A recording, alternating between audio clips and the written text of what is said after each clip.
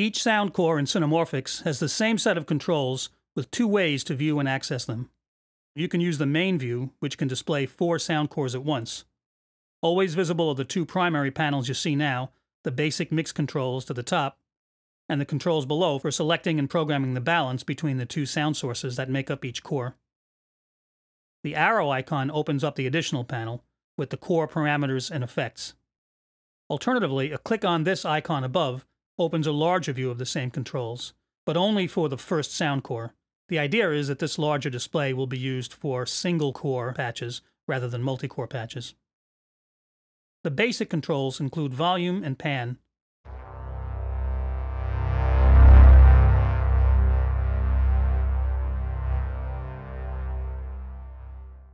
A third knob sets the velocity response to level. At minimum, there are no velocity dynamics. The sound plays at full velocity.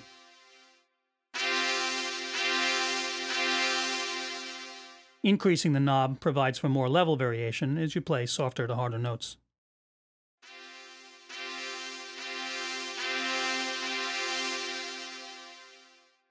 Next to the volume and pan knobs are 2 small icons. These are found attached to a few additional controls in the CINEMORPHX interface. The sine wave button accesses LFO control for that parameter. A click opens up the controls. For the volume knob, this gives you settings for amplitude modulation, tremolo. The effect is turned on by the green light at the upper right.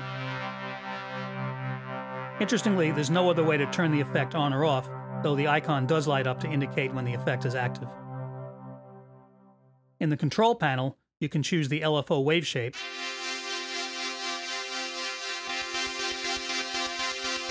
and strength or depth of the modulation.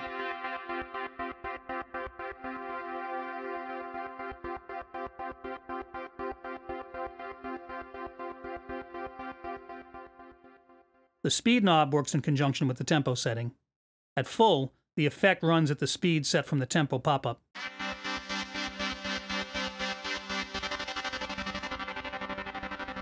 Turning the knob down slows it down, in case you want your effect not to necessarily be tied to session tempo.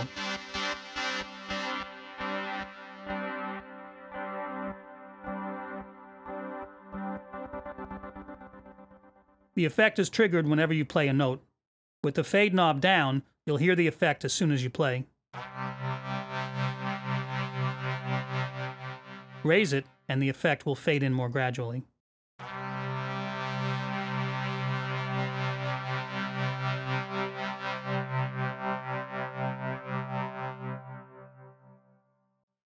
The vertical bar icon accesses the Effects Animator for just that core. This will give a little preview of the kind of features you'll see when we look at the main Step Animator. Here again, this particular core effects animator is controlling volume. You can have up to 128 steps. When there are more than 16, buttons appear for you to page through them. Of course, you can adjust the value of each step by hand. The paintbrush lets you draw in patterns more easily. And the link button lets you adjust all steps at once. The copy and paste icons let you transfer patterns from one animator to another. You can also set the duration of each step independently, or choose from presets that set all the step lengths at once.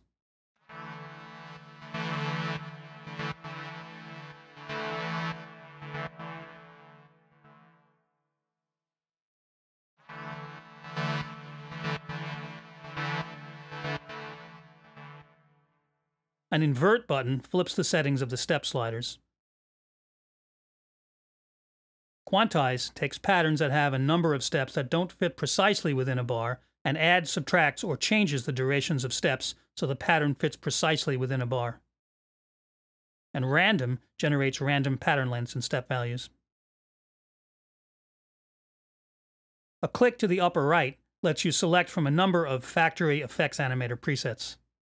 Just as with all the other browsers, you can also step through the presets even with the browser pane closed via the back and forth arrows.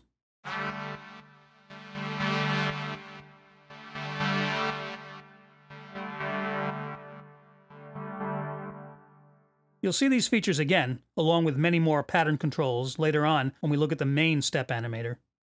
But next up, I'll continue with the Soundcore controls, moving on to the Sound Source panel.